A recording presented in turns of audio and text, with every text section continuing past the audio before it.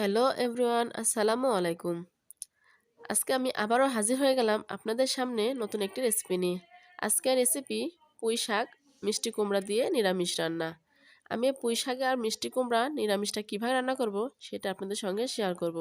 পুঁই শাকে নিরামিষটা খেতে অনেক ভালো লাগে।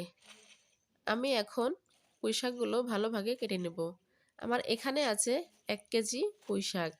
আমার নিরামিষ রান্না করতে 1 কেজি পুঁই শাক লাগবে না। এখান থেকে আমি অর্ধেক পুঁই শাক নেব নিরামিষ রান্না করার জন্য। আমি পুঁই শাক ডাঁটা থেকে পাতাগুলো ভালোভাবে ছিঁড়ে নিচ্ছি। পাতাগুলো ছেঁড়া হলে আমি পুঁই শাকটা ভালোভাবে কেটে নেব। আমার পুঁই শাক কাটা হয়ে গেছে। আমি ঠিক এভাবে পুঁই শাকগুলো কেটে নিলাম। এবার আমি পুঁই শাকগুলো ভালোভাবে ধুয়ে পরিষ্কার করে নেব। তারপরে চলে যাব রান্না করার জন্য। আমি প্রথমে চুলাতে একটা কড়াই বসিয়ে দিলাম। কড়াইটা গরম হয়ে গেলে তার মধ্যে দিয়ে দিলাম তেল। তেলটা গরম হয়ে আসলে এর মধ্যে দিয়ে দিব 3টা শুকনো মরিচ। শুকনো মরিচটা দিয়ে একটু ভালোভাবে একটু ভাজা ভাজা করে নেব।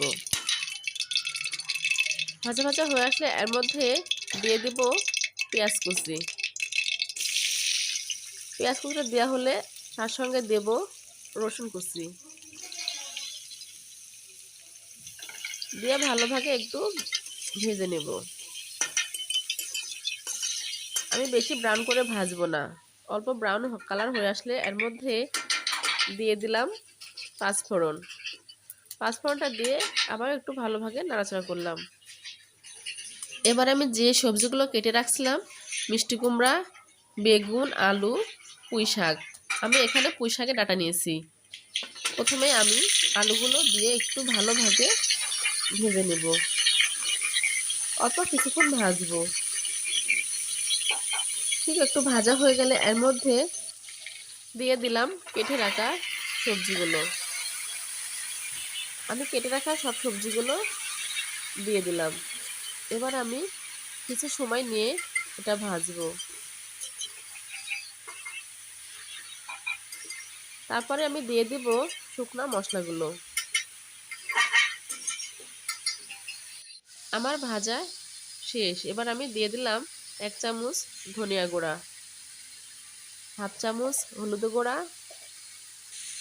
1.5 চামচ মরিচের গুঁড়া,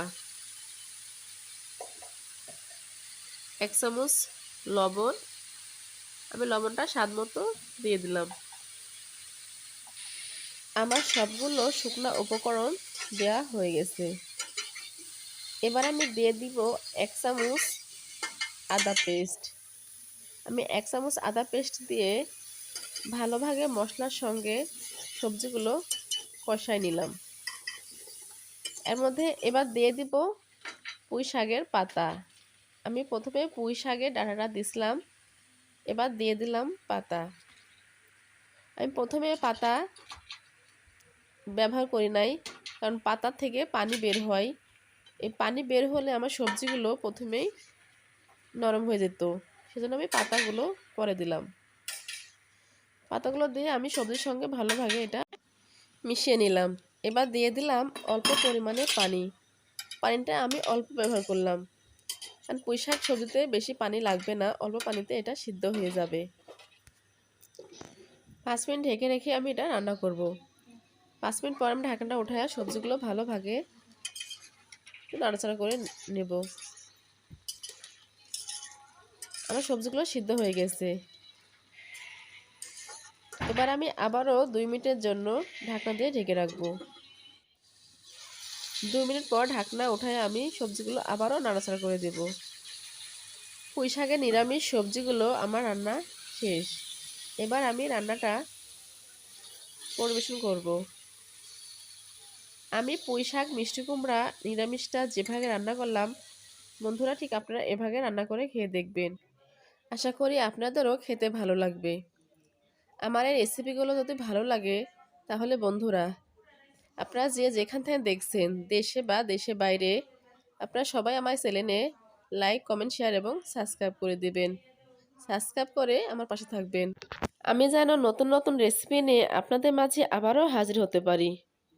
আপনারা সবাই ভালো থাকবেন, সুস্থ থাকবেন এবং আমার জন্য দোয়া করবেন। সবাইকে ধন্যবাদ। আল্লাহ হাফেজ।